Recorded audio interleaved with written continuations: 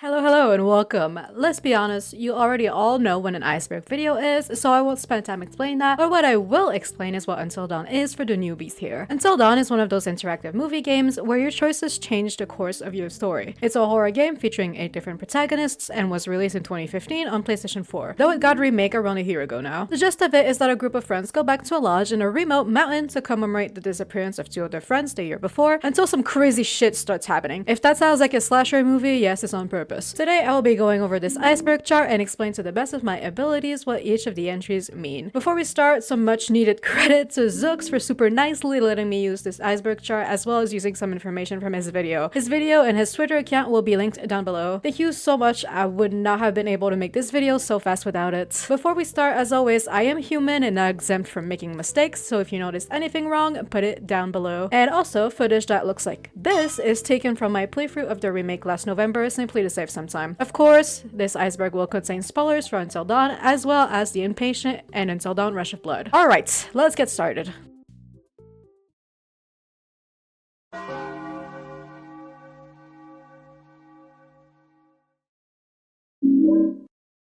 Obviously, Until Dawn being a choice-based game, this means that there are multiple possibilities of endings. If you've ever looked online for them, you've probably noticed that they're usually separated into 3 different paths. Everyone lives, everyone dies, some survive, some die. But if you were curious about the total number that totals to, it's 256, and taking into account the different dialogues you can obtain during the police interviews, you actually get a whopping 287. And if you count Josh's new ending in the remake, 288. The different endings take into account both the diverging paths for character deaths, since they can all die independently from one another, and the character relationship chart for the police interviews, which is a subject we'll come back to later.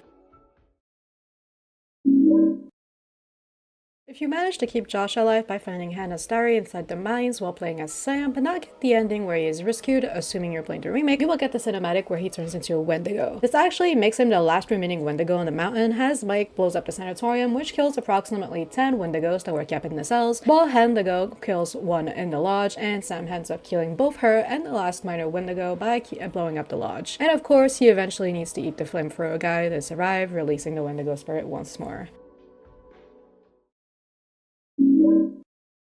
While collecting totems is helpful to keep your characters alive, it also unlocks a cinematic in the menus once they've all been collected. This cinematic is told by the flamethrower guy, the stranger Jack, and as he recounts that his grandfather had also hunted Wendigos, while never being able to kill the strongest of them all, the Macapichu. After his grandfather's death, the spirit retreated into the mountain, where a few years later the mining company came until the miners ended up stuck in the caves where the spirit was freed once more. The Macapichu always evaded Jack until, of course, on February 2nd, 2014, where Anna and Beth were forced off the cliff by it, giving him a chance to finish it off, which released the spirit onto the forest again, where it ended up possessing Anna.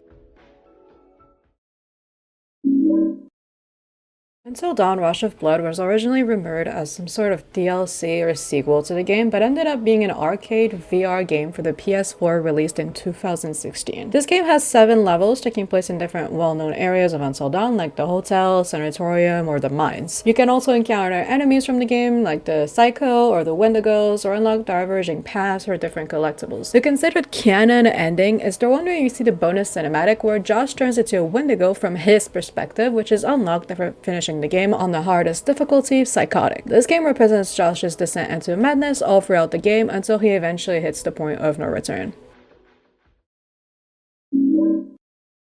Mike and Sam are referred with this term since in the game they will never be able to die before chapter 10, as they are both needed scenario-wise to put the idea of blowing up the lodge into place. To make it simple, see that little nod Sam directs in Mike's attention at this point? Sam can die after this. For Mike, it's immediately after breaking the light bulb. Basically, in Until Dawn, if you don't see a death animation or a dead body, just assume that they're alive, man.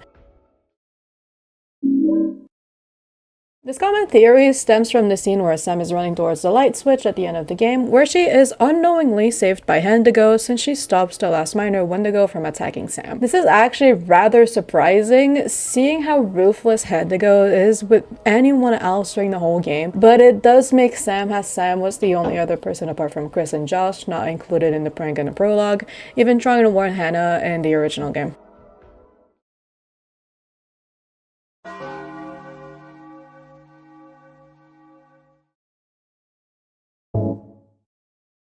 If you've you've ever watched a playthrough or maybe played the game yourself for the first time, chances are that you might have accidentally gotten Matt killed, but found yourself rather confused as to how exactly. When being new to the game, chances are you actually followed the advice of totems, which is actually a good idea in most cases. However, for Matt, they can be rather misleading. For most people, it will make sense to agree with Emily to keep their relationship between each other positive, and so will accept the plan to go to the radio tower. The misleading totem in question is the 5th advice totem, which shows Emily passing over the flare gun to Matt. However, if you've previously agreed with her, Matt will shoot it in the sky to alert anyone who might see it, like the park ranger service. Then, once the tower falls into the mines, we'll try to save Emily twice, which causes Matt to fall to the wrong levels of the mines, and since he doesn't have the flare gun, unfortunately dies here. While all of these decisions by themselves do not directly lead to Matt's death, the totems lead you to think you're on the right direction and can confuse you. We'll talk more about Matt later though.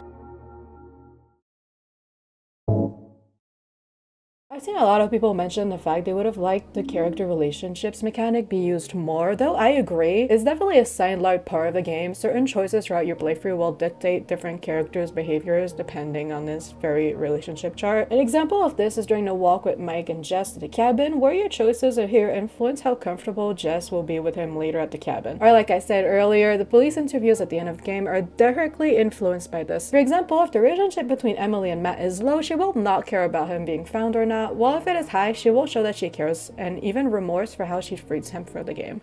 Where's Matt? Is he okay? Are they done looking at him? I'm just a little worried because, I'm his girlfriend. Did he tell you that? I mean, I probably wasn't his favorite person there for a couple minutes, but he knows how devoted I am to him. About Matt, have you found him? No, not yet. Yeah, well, don't look too hard. You don't sound very concerned. Fucker left me to die. He said he was my boyfriend, but then he basically murdered me. Would you give a shit? It was also stated by developers to be used to determine how close or far away the characters would be to you when walking around with them, though this seems to be very hardly noticeable at all.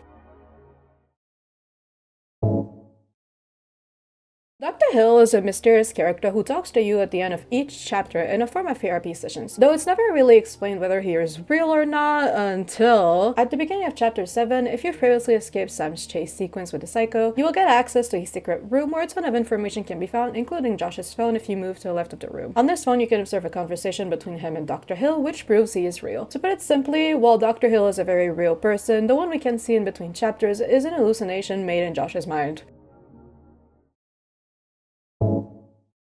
As you most definitely know, or at least I hope you do, when Hannah gets pranked by the group at the beginning of the game, she runs it off into the night, and the rest is history at this point. However, later in the game, when playing as Sam and looking for Josh to ask him to turn on the hot water so she can take a bath, you can enter Anna's room, where you will find a few clues from the twins' clue line, including a compatibility test she did to see if her and Mike could potentially work out, on which she got the worst ranking. A quick snippet of it goes, give up on it, or do something like really wild, run away from home or get a tattoo or something. From this, we can deduce the possibility of her decision to run outside instead of another room inside the lodge as potentially being influenced by this test, and maybe possibly her tattoo as well.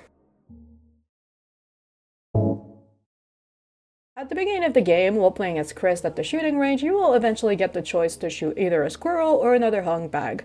This choice might seem a little insignificant at first, but if you shoot the squirrel, Sam will get attacked by a bird as she turns around, causing her to get a wound on her forehead, which later down the line in her chase with the Psycho can potentially reopen, causing her to eventually forget to turn off her flashlight at the end of the chase, which then causes her to get caught. Don't mess with animals in games!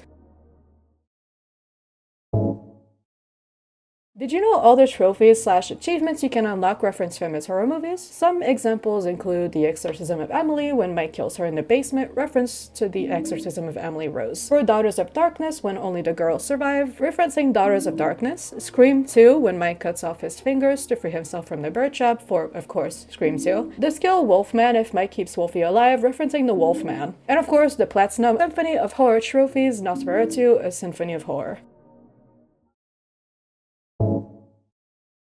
As you most likely know, in Chapter 6, Chris will have the choice of either shooting himself or Ashley. When he aims at himself, Ashley will exclaim that he's already saved her once and that now it should be her turn. But shooting her ends up in his death as she seems to resent him for this choice, which is where this misconception was actually changed in the remake. It was explained that Ashley was simply under a lot of shock and stress throughout the whole night, which caused her original action, which... yeah, okay, that did not transcribe, bro, like, I'll give you guys that. Where this has changed in the remake is that Ashley can actually be seen zoning out or even maybe dissociating and simply not making it to the door in time, and this is, in my opinion, a very nice change.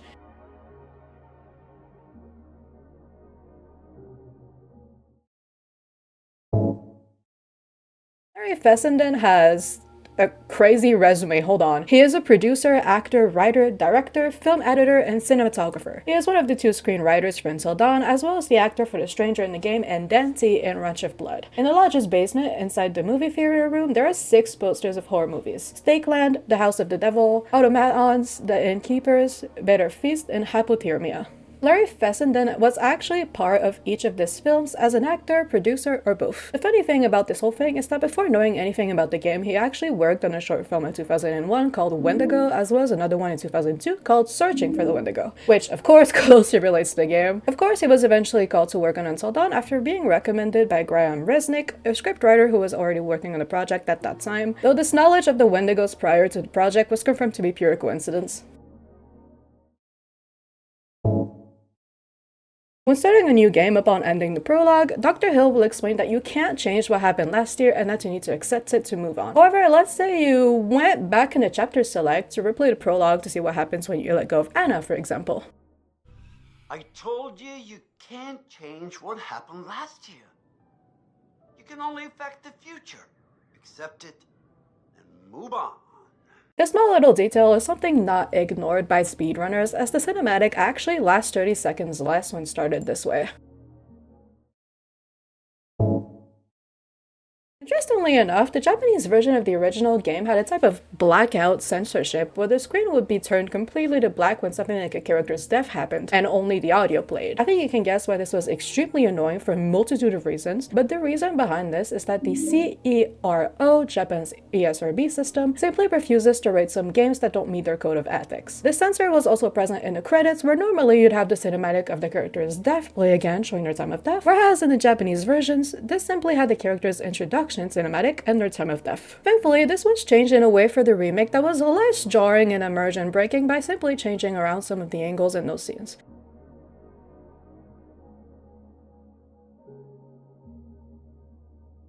Is it a perfect ending? I personally don't think so, as censoring a game already clearly made for adults is a bit meh, but it's definitely better than just putting a black screen. Did you know the two sisters, Hannah and Beth, are actually just one person? Okay, well, not in a game, but in real life they are. Antonella Lentini is the actress for both Anna and Beth, though of course the scenes where they appear together were recorded separately.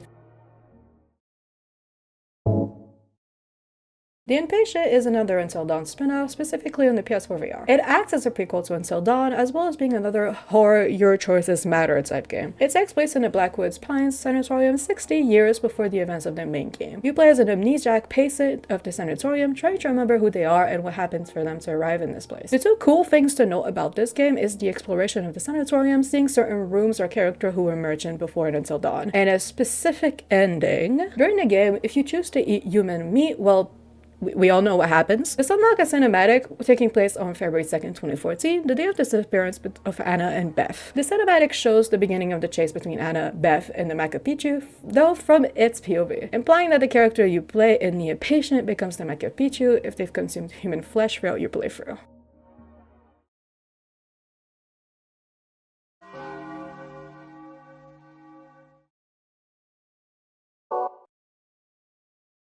Currently, there's 3 versions of Until Dawn. The remake, the one everyone knows, called the classic version on PS4, but also an extended version of the classic one. This one doesn't have any crazy differences, but adds a small 10 to 15 minutes portion of Matt and Emily heading back to the cable car station to retrieve her bag, but a prank from Josh stops them on their way. This version was originally given to those who pre-ordered the game, but for a few years now has been included in the digital version of the game in Europe, and was included in the remake. Important to note that if you want to 100% the game, this section adds 2 clues, the sticker stub on the side of the lodge and the note near the pig head.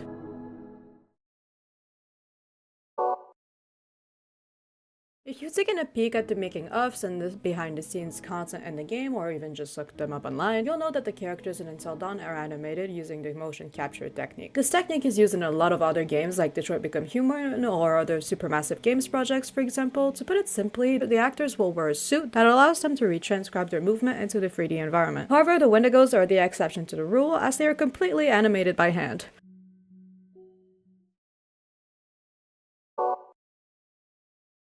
A quick little fun fact, but the first names of the main characters were chosen according to the most popular names for newborns in the United States in 1994. The names of the couples are also in order with this: Jessica, Michael, Ashley, Christopher, Emily, Matthew, Samantha, Joshua. You can also notice that Hannah and Beth's names do not appear here, but we touch on that later in the Iceberg. As you're most likely already aware, certain choices you make will influence and change certain dialogues in your playthrough, which can give you a multitude of different variations. An example is through the first 3 chapters of the game, the more clues you collect as Ashley or Chris, the more Chris will be suspicious of someone being up at the mountain with her, and he will bring it up to Ashley, saying that Sam really thought someone was following her. Or if you escape Sam chase with a psycho and find all the different clues in the secret room, Sam will tell Josh that the whole thing had his fingerprints all over it. Josh, your fingerprints were all over this. It was obviously you. Oh, really? Really? Or my favorite, Can use the radio to call for help. Somebody's gotta pick up the signal. Oh, well, someone's learning to play by the rules. What? What rules? Rule number 1, Emily is always right. Rule number 2, nothing else matters because Emily is always right. Uh-huh.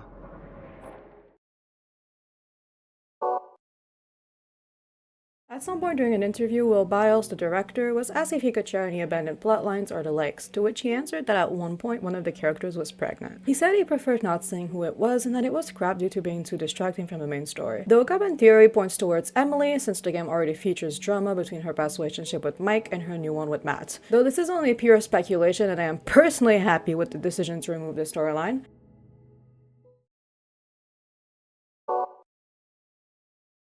Of course, in the game, most of your choices directly affect the characters in the environment they progress in, but in actuality, some of these choices don't affect things too much. One of the best depictions of these choices are the answers you give Dr. Hill in the therapy sessions. If you say you're scared of needles, the psycho will use one in his chase against Sam, while otherwise he uses gas. Or otherwise, snakes, spiders, or other similar things can appear in his room or on his desk. Or when he asks who you dislike, the character you dislike the most will be the one with their eyes crossed out on the wall when you're walking around the basement with Chris and Ashley when they're looking for Sam. Or after you find Jess as Mike in chapter 3, after she's sticking through the window, you have the option to shoot Hendigo, who's looking at him from upstairs. If you do so, in all her later appearances, she can be spotted with a bullet hole in her head.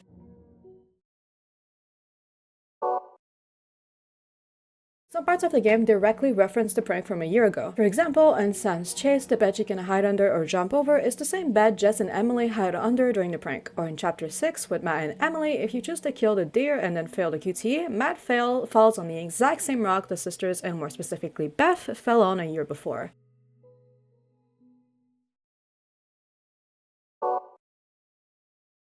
Supermassive games are really not known to recycle assets, but in Until Dawn, there is one that follows you everywhere. A fan. No, this is not a joke. It is behind Dr. Hill in his office, in his auditorium, in a cabin, in the basement after the screamer, and once again on a shelf a few seconds later, or even in Psycho's secret room. Though in 2011, Supermassive was already working on another abandoned project named Postmortem that features this very specific fan as well. Why the hell does this fan follow us everywhere, dude?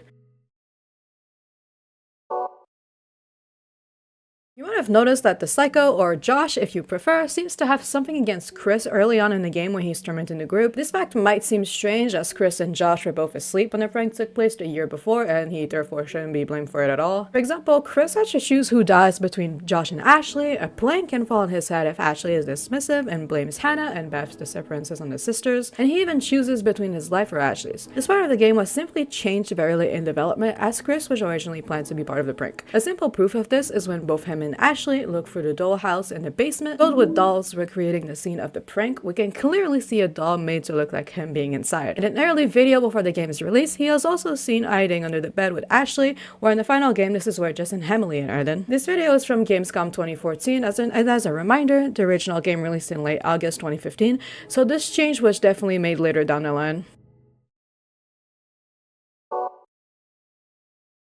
The companion app was an application released on the same day of the game's release. It contained a lot of information regarding different areas in the game, like the sanatorium or characters like Jefferson Bragg and also Josh Washington, the father of Josh, Hannah, and Beth. It also featured a little quiz to find out which character you're the most similar to. Hey, no flex, but I got Sam personally.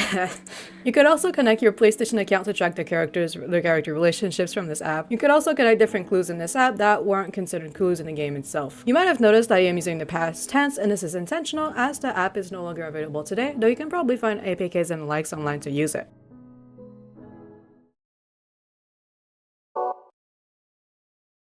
A lot of people are curious as to what Hannah actually does throughout the night up until the final confrontation in the lodge. It's very simple. Anytime something happens that hints to the Wendigo's presence, it's her. She takes the deer, throws Jess's phone through the window, drags her into the mines, cuts off the wire of the radio tower. She's the one who kills Matt if he falls to the wrong floor of the mines. She's the one who chases Emily in the mines. She's the one inside the trapdoor if Ashley opens it, etc, etc. The only exception to this rule is, of course, in a sanatorium with Mike, where it is already filled with other minor Wendigos.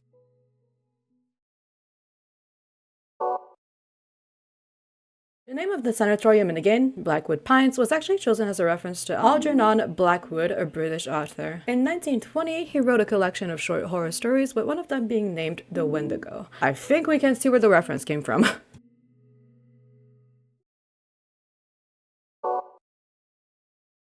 These small segments, showcasing your butterfly effect decisions and similar things, were not originally planned in development. It's only during certain playtest sessions where Supermassive noticed players would get confused by the diverging plots and storylines or forgetting some details and elements. It was then they decided to add these small segments since they both worked well and fit in the format of an interactive movie game like Until Dawn. However, these were removed in the remake as it seems people did not like them as much.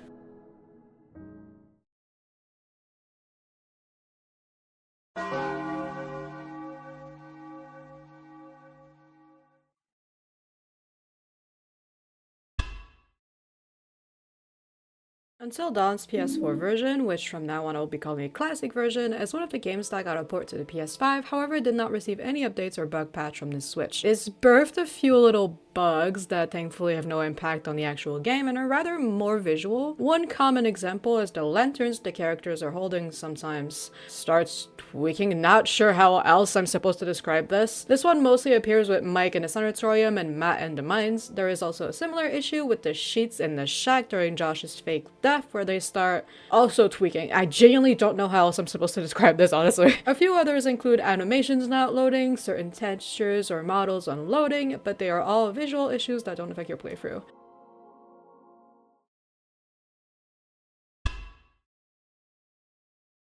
Very early in development, Ashley was written to be an addict. This was obviously changed, though a trace of this remains in one of the collectible clues, the cigarette stub mentioned earlier. When inspecting it, Matt will say this. Maybe Ashley's got a weird stogie habit. Which is a reference to the scrapped part of the scenario.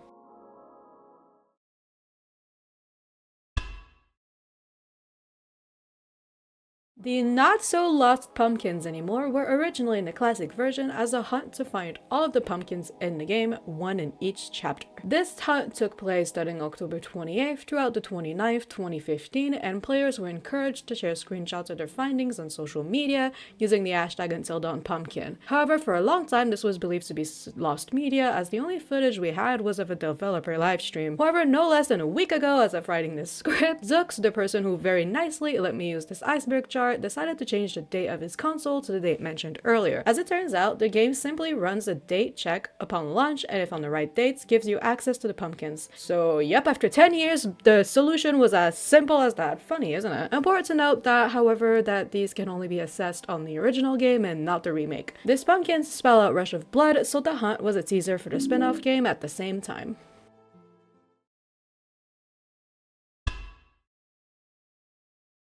If in a sanatorium with Mike, you take a quick detour, you can access a makeshift cemetery which has 6 graves connected to the tragedy in the mines with the 30 miners. The names marked are the same ones of the Inpatient's main characters, though the first names are different.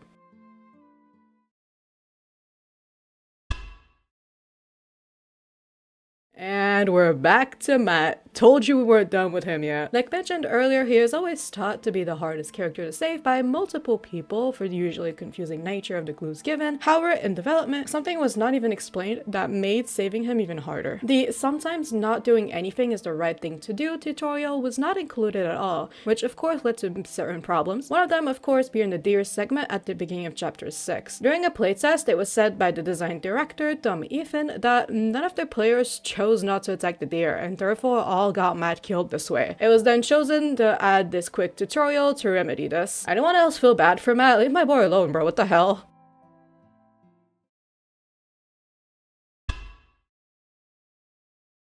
As stated earlier, in Josh's secret room, you can find his phone and his conversation with Dr. Hill. In this conversation, Dr. Hill mentioned that this plan will not help him and that stopping the intake of his medication suddenly is extremely dangerous. In his psychiatric report in the same room, we can see he is prescribed phenelzine. This medication is usually used to treat depression, though its known side effects are things like nausea, confusion, mania, among many others. Like Dr. Hill mentioned, Josh stopping the intake of this medication so suddenly can cause more violent symptoms like hallucinations. This could therefore be an explanation for his hallucinations later down the line when he is in the mines.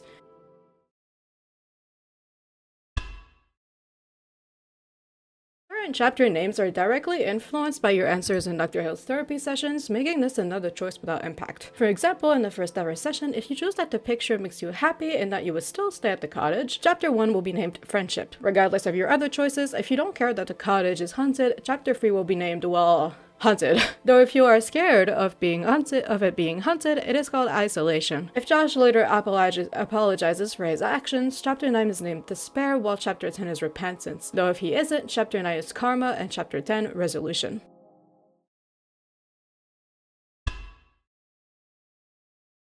Again, in Josh's secret room as Sam, you can find a map of the lodge in extremely precise details, almost similar to a construction plan. Later in the basement where the group meets up, more maps of this type could be noticed in the background. These are the actual maps of the lodge created in Maya, a 3D software which were used during development so devs can find their way throughout the lodge. That's the actual map of the game, actually. That's the Maya file. Oh, yeah, it is.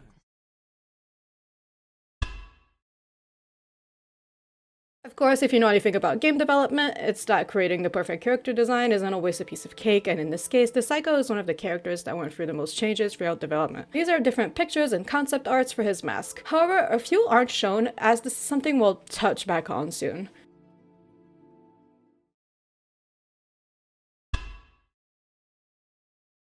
A lot of people actually make a mistake at the last choice of Sam's chase against the Psycho, hiding in the elevator shaft or running to the left. It was actually intentional to give you some breathing room after you close the door on him, which I'm guessing might be the reason behind this mistake. However, for a split second, when faced with this choice, you can actually notice the Psycho and therefore know this is the wrong choice. While the camera is following Sam from the left, you can see the Psycho hiding behind the wall for only a few frames.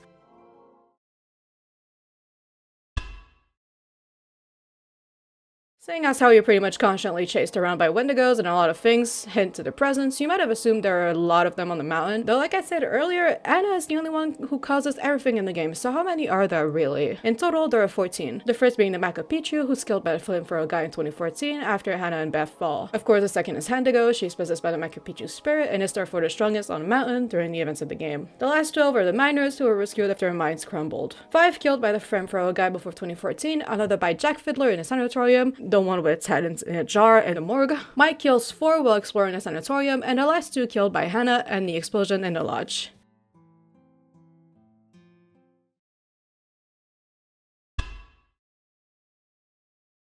During a developer stream, it was said that there were no Easter eggs in the game, but that some developers slipped their names in some clues. In Josh's psychiatric report in a secret room, 3 of these names can be found as doctors Josh went to. Jeremy Harris, aka Jez Harris, the production manager during games development, Oliver Perkis, lead designer, Sarah North, animator, and motion editor. In the cabin with Mike, if you pick up the little book, the name reads Tom, he is design director during the game's development. This is only a few, and I wouldn't be surprised if there are more, so feel free to leave them down below if you found any.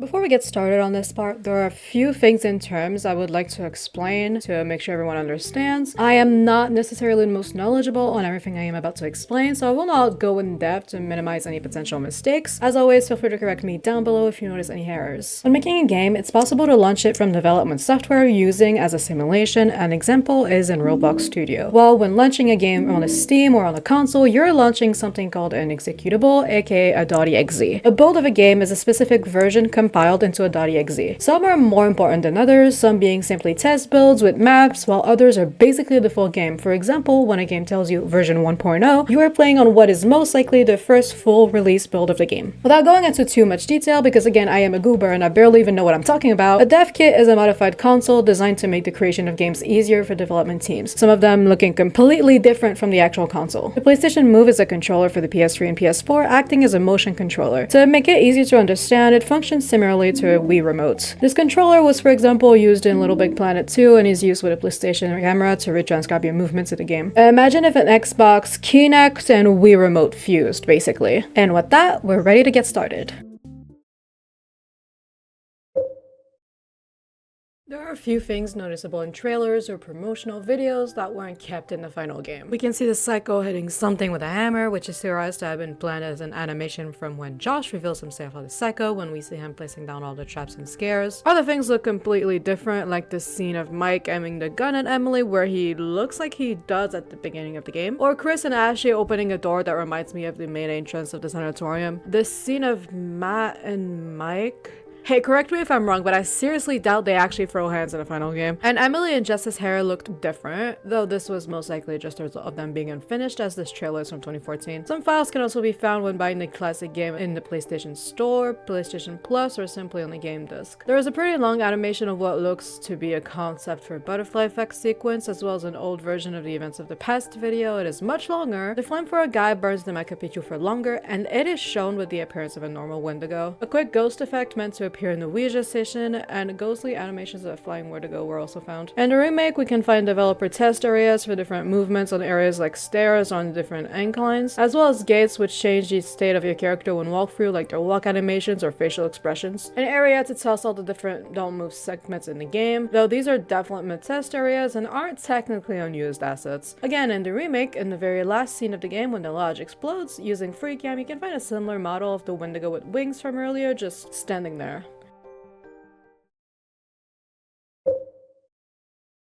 Peter Dobbin is a concept artist and illustrator who has worked for a lot of other big studios before, like EA. He illustrated a bunch of different drawings and small scenarios at the very beginning of development of Until Dawn. If you're wondering why exactly this all looks so different and not even vaguely similar to the final product of the game we got, you might be thinking this is due to the fact that these are concepts, when truthfully...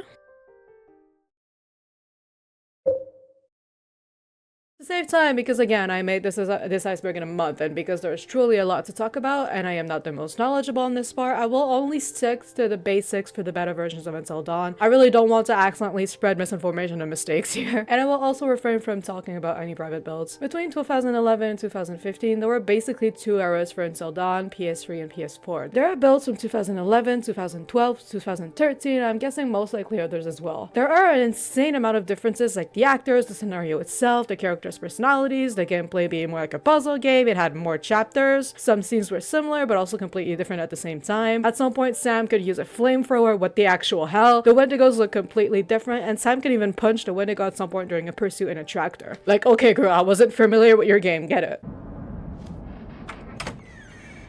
Get me out of here! Just get me to the first floor! Even one of the biggest mysteries, an ending in a cable car where everyone dies in it. Though apparently the cable car would get stuck halfway when everyone is going back down the mountain, and a character would then go, I'm really hungry. And I think it's obvious where it would go from there. 11 months ago, as of writing, Digital Preservation on YouTube actually managed to regroup all the 16 chapters from the 2013 first-person prototype and uploaded them. So if curious to see what Until Dawn could have looked like, I really recommend looking at that. It will be linked down below, as well as their channel, as they're still currently uploading their findings, with the most recent being chapter 8 and 9 from a February 2013 build. So I'm going to stop this entry here. As for the PS3 builds, you're pretty much talking about different games by themselves, unfinished as they are. Like I said, please feel free to correct me down below for any possible mistakes I might have made, as this is genuinely completely out of my expertise.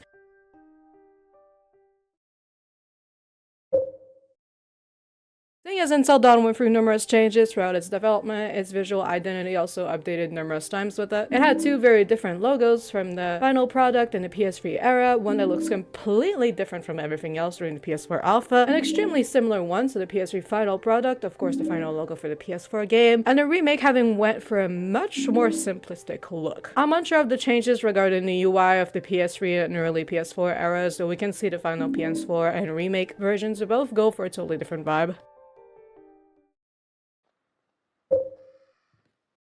Until Dawn is a rather unbugged game, but a glitch hunter and speedrunner named Matt was able to find a glitch to get out of the barriers of the game if you're near a staircase. Basically, when you start going up or down the stairs in the game, your character starts a really quick animation that makes them go forward around like 2 steps. Though this animation only starts if the character is close enough to the stairs and facing towards them. Basically, get as close as possible to the stairs without actually going up or down on them while looking up to the side with your character. The animation I mentioned doesn't play and you can directly walk through the invisible wall. However, this glitch soft locks you because you're then stuck outside the barriers, and the fixed camera angles make it so it's nearly impossible to actually explore outside of the map. To fix the glitch, just restart the game to be put at the last checkpoint. I'm unsure if this glitch is still doable in the remake. Feel free to let me know in the comments.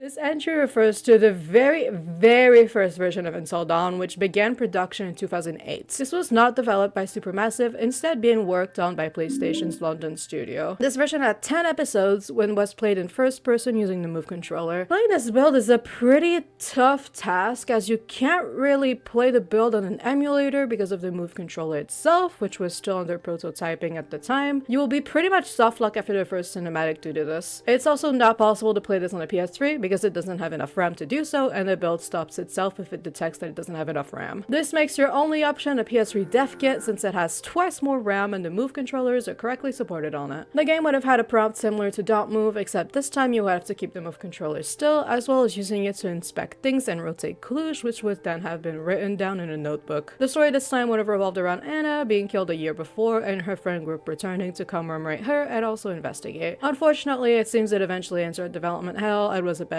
because of technical issues, even though it seems to have progressed pretty well. Though it seems that more builds and content of this version have been found, which I will leave videos to in the description as well.